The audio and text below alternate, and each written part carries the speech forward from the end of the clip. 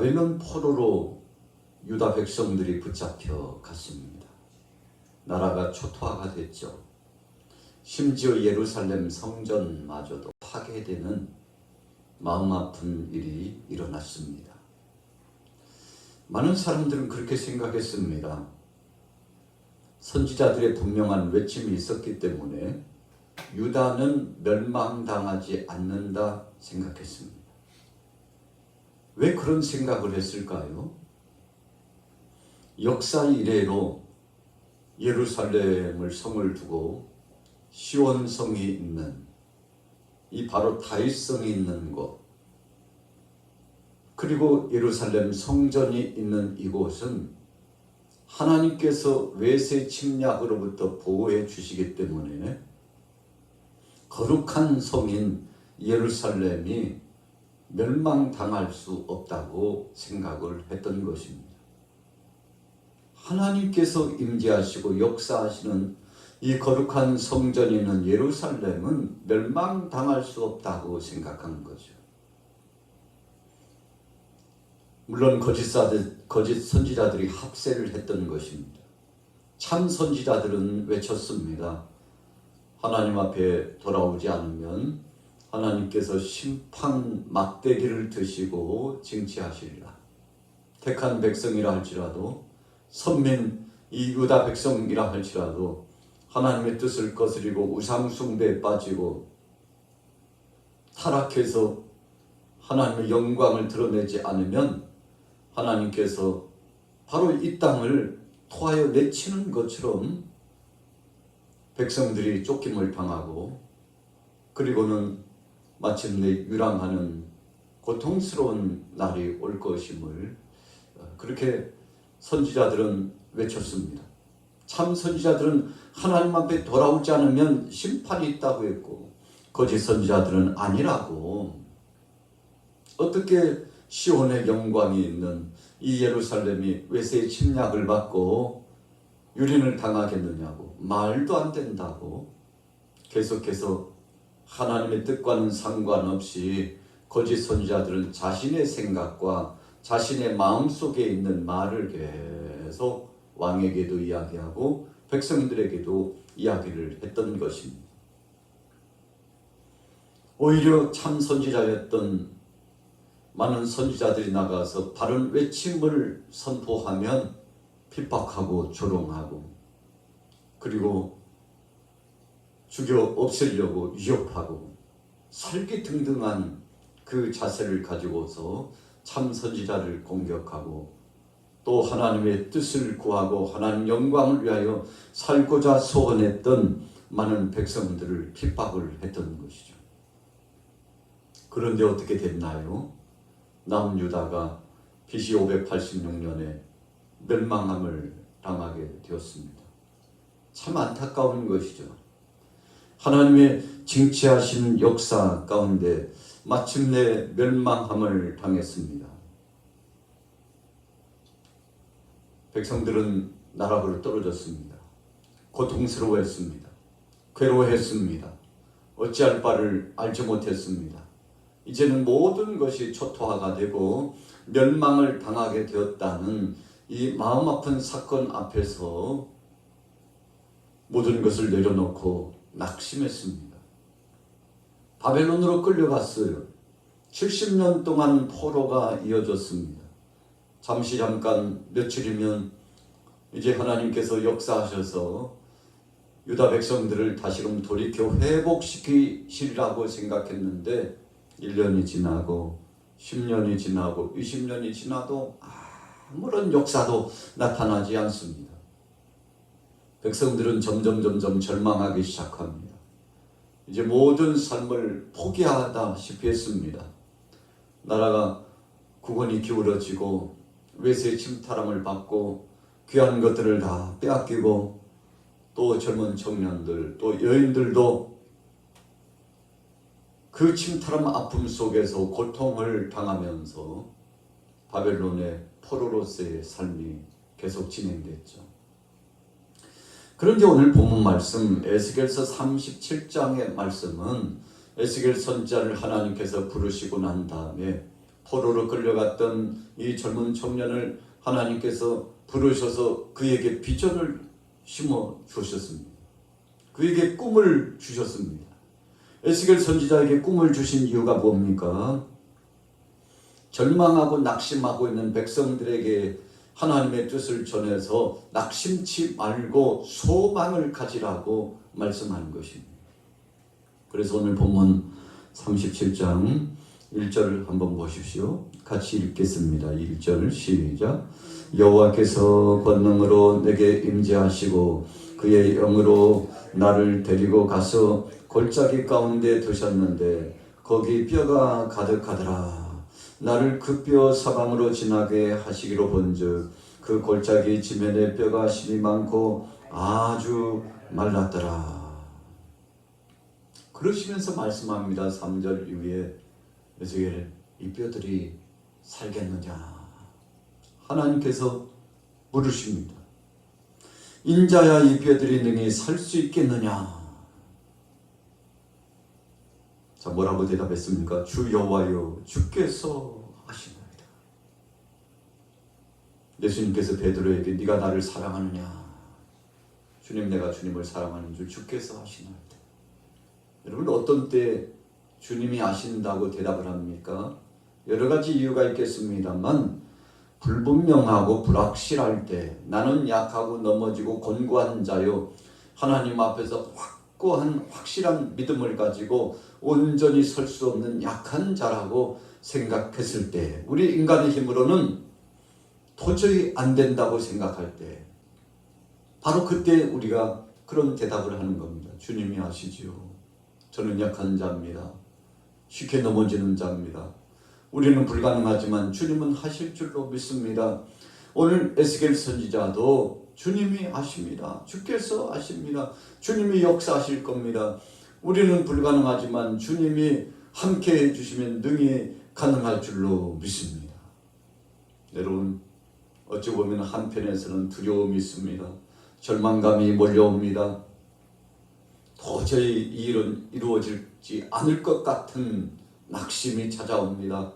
그러나 또 다른 한편에서는 성령 안에서 주님이 말씀하십니다. 할 수 있거든이 무슨 말이냐? 믿는 자에게 능치 못함이 없느니라.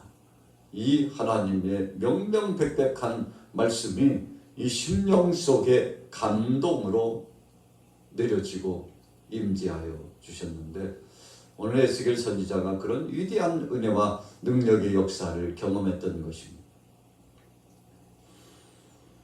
자, 4절에 보세요. 또 내게 이르시되 너는 이 모든 뼈에게 대언하여 이르기를 너희 마른 뼈들아 여호와의 말씀을 들을지어다. 하나님께서 대언할 수 있는 아주 중요한 말씀 선포의 기회를 주었습니다. 에스겔 선지자에게 대언하래. 네가 대신 내 대신 선포하라.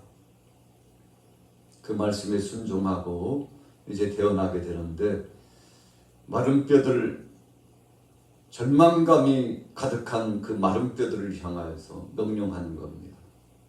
사방에서부터 생기야 불어와라. 이 뼈들에게 임하라. 하나님의 뜻을 전하니까 생기가 임한 이 마른 뼈들이 뼈끼리 달라붙어서 연결이 되고 힘줄이 붙고 그리고는 살이 차오르고 놀라운 큰 군대가 이루어졌는데 에스겔 선지자가 깜짝 놀랐죠. 여러분 우리가 하나님의 은혜와 능력의 역사를 체험하면 놀랄 수밖에 없습니다. 경이로울 수밖에 없습니다. 우리 인간적인 상식 이상의 것이기 때문에 그렇습니다. 생각 밖의 하나님의 능력의 역사 앞에서 우리는 놀랄 수밖에 없죠. 그 경이로운 역사 앞에 찬양하고 경배할 수밖에 없습니다. 자, 5절 말씀해 보세요.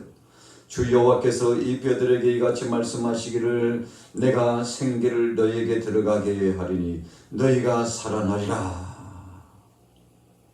하나님께서 주신 말씀이 천지 만물을 하나님이 말씀으로 친히 창조하셨습니다. 하나님이 있으라 하시니까 있었어요.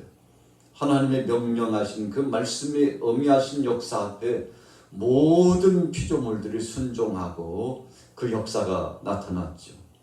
그래서 예수님께서도 할 수 있거든이 무슨 말이냐, 믿는 자에게는 능치 못함이 없느니라, 이 말씀을 주신 이유가 뭘까요? 우리는 약하지만 주님께 의뢰하고 주님 앞에 맡기고 믿음으로 신실한 믿음을 가지고 주 앞에 나가서 고백하면 그 다음은 주님이 역사하신다는 사실의 말씀이죠. 참 감사한 것이죠. 우리는 믿음으로 나가면 그 다음은 주님이 역사하신다는 겁니다. 자, 6절 같이 읽어볼까요? 6절입니다. 시작. 너희 이에 힘줄을 두고 살을 입히고 가죽을 덮고 너희 속에 생기를 넣으리니 너희가 살아나리라. 또 내가 여호와인 줄을 너희가 알리라 하셨다 하라. 여러분, 살아나는 역사 하나님이 하신 것입니다.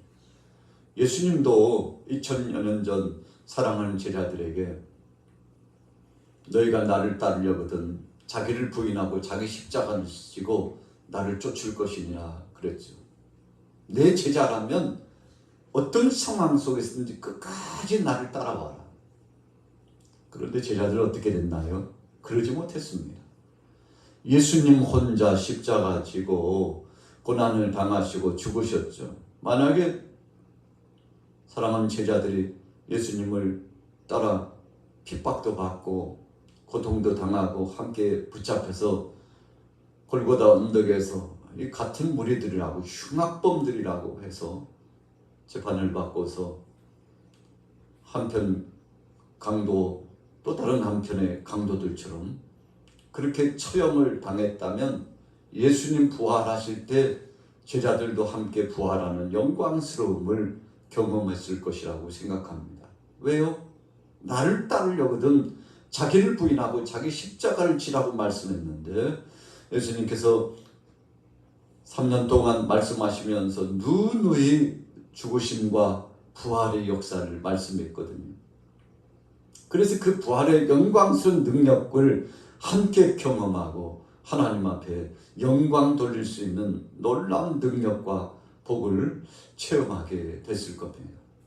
그러나 제자들은 함께 십자가를 지지 못했습니다.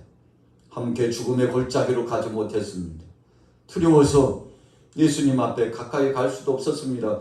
예수님이 가야바의 뜰에서 신문 당하시고 빌라도의 법정에서 신문을 당하시고 광장에서 예수님께서 그 많은 사람 앞에서 마지막에 예수를 십자가에 못 박으라고 소리치는 그 무리들 가운데서 참 초라했죠. 예수님 혼자 그 엄청난 무리들과 더불어서 영적 싸움을 싸우는 듯이 보였습니다. 아무도 주님 편이 된 사람이 없어요. 다 예수님을 대적했습니다. 예수를 십자가에 못 박고 바라보는 살리라고 그 많은 군중들이 소리를 쳤습니다. 그 군중들이 어떤 사람입니까? 주님의 사랑과 은혜를 받은 사람들입니다. 그런데 배은망덕하게도 예수님을 십자가에 못 박으라고 소리쳤는데 참 마음 아픈 일이 일어난 것이죠. 여러분, 우리는 그렇습니다. 오늘 에스겔 선지자도 약한 자였습니다. 무능한 자였습니다. 바벨론의 포로로 끌려갔던 그 엄청난 백성들 참 인산인해를 이루었죠. 예루살렘을 중심으로 한 유다 땅은 황폐한 땅이 되었습니다. 정상적으로 살아갈 수 있는 그런 삶의 여력의 땅이 아니었습니다. 왜 그랬나요? 패망한 나라는 그렇게 되는 겁니다. 자, 오늘 본문 말씀 속에 그럼에도 불구하고 하나님께서 사랑하는 백성들에게 소망과 비전을 주셨죠. 염려하지 말라, 두려워하지 말라. 내가 마치 이 마른 뼈들이 살아나도록 역사한 것처럼 이 유다 백성들을 고향으로 돌아가게 할 것이다. 참 비전과 소망의 말씀이죠. 그뿐이 아닙니다. 자, 15절 보세요. 15절 16절에 여호와의 말씀이 또 내게 임하여 이르시되 인자야 너는 막대기 하나를 가져다가 그 위에 유다와 그 짝 이스라엘 자손이라 쓰고 또 다른 막대기 하나를 가지고 그 위에 에브라임의 막대기 곧 요셉과 그 짝 이스라엘 온 족속이라 쓰라. 여러분, 이스라엘 남과 북이 갈라져 있었는데 하나님께서 이 남과 북을 하나로 통일하셔서 영광스러운 역사로 회복시켜 주실 것이라고 하는 약속의 말씀을 주신 겁니다. 참 감사하죠. 여러분, 우리 대한민국도 80여 년 동안 오랜 수건이 있어요. 소원이 있습니다. 남과 북이 통일되는 것입니다. 분단의 아픔을 경험하고 지금까지 북쪽은 공산당, 남쪽은 민주주의로 자유로운 신앙의 자유, 삶의 자유를 누리고 이렇게 남북이 갈라져 가지고 이질적인 분위기 가운데 그 괴리감이 계속 깊어지는데 먼 나라의 관계처럼 되어버렸습니다. 여러분, 서울에서 얼마 가지 않으면 바로 북한입니다. 그러나 우리는 자유롭게 왕래할 수 없습니다. 서로 여행 교류도 잊지 못해요. 한때는 왕래하면서 여행도 할 수 있도록, 물론 북쪽에서는 아예 내려올 꿈도 꾸지 않았죠. 민주주의 또 신앙의 자유, 이 엄청난 자유의 분위기에 휩싸일까봐 두려워서 허락하지 않았죠. 그래서 북쪽에서는 계속 차단되고 내려오지 못했지만 그래도 얼마간이라도 우리 남쪽에서 북쪽으로 여행을 할 수 있는 제한적인 구역이지만 그런 길이 열려지고 길도 열려지고 철길도 열려지게 될 것이라고 얼마나 기대감이 넘쳤습니까? 그런데 다시금 꽁꽁꽁 얼어붙은 냉전기가 계속 되고 있지 않습니까? 서로 호시탐탐 위협하는 상황이 다시금 이어졌습니다. 생각하고 보면 남북 통일이라고 하는 것은 참 먼 이야기구나, 절망감이 몰려옵니다. 여러분, 이 유다 백성들, 이스라엘 백성들도 마찬가지였습니다. 나라가 패망하고 초토화가 되고 더 이상 소망이 없다고 생각했는데 하나님의 해방의 감격을 주실 뿐만 아니라 온 나라가 남북이 회복되고 하나같이 되어 하나님 앞에 영광 누리는 은혜의 역사가 이루어질 것이라고 오늘 에스겔서 37장의 말씀을 통해서 약속해 주시고 계시는데 참 백성들이 감사하고 감격할 수밖에 없죠. 먼저 이 은혜를 체험했던 에스겔 선지자는 그 마음이 얼마나 뜨겁고 그 열망이 끌어올랐을까요? 오늘 아침에 수요일 아침입니다. 오늘 여러분들이 새벽 이 임용 시간에 예배자로 나오면서 오늘 본문 말씀 능히 살겠느냐, 이 뼈들이 능히 살겠느냐 하나님 물으셨는데 주님이 하십니다. 에스겔 선지자 하나님 앞에 하나님이 하신다는 고백을 한 거죠. 오늘 하루도 우리가 일상을 살아가면서 참 안 될 것만 같은 상황이 비일비재합니다. 그럼에도 불구하고 성령님은 이 우리 속에서 말씀합니다. 두려워하지 말라, 놀라지 말라. 내가 너와 함께하고 너희 가정과 함께하고 교회와 함께하고 이 나라 이 민족 대한민국과 전 세계 모든 족속들과 함께할 것이라고 말씀하는데, 여러분, 그래서 우리는 육신의 소리를 듣고 살지 않고 성령의 소리를 듣고 살아야 합니다. 오늘 에스겔 선지자가 하나님의 소리를 들었어요. 그리고 소망을 가졌습니다. 받은 그 말씀 그대로 환상 중에 체험했던 그 은혜의 약속대로 나가서 백성들에게 전하는데 백성들이 힘을 얻게 된 거죠. 오늘 여러분들 가정 속에, 여러분들의 삶 속에 이런 기적의 역사가 체험되어지고 하나님의 은혜 가운데 소망이 넘쳐나시기를 예수님의 이름으로 축원합니다.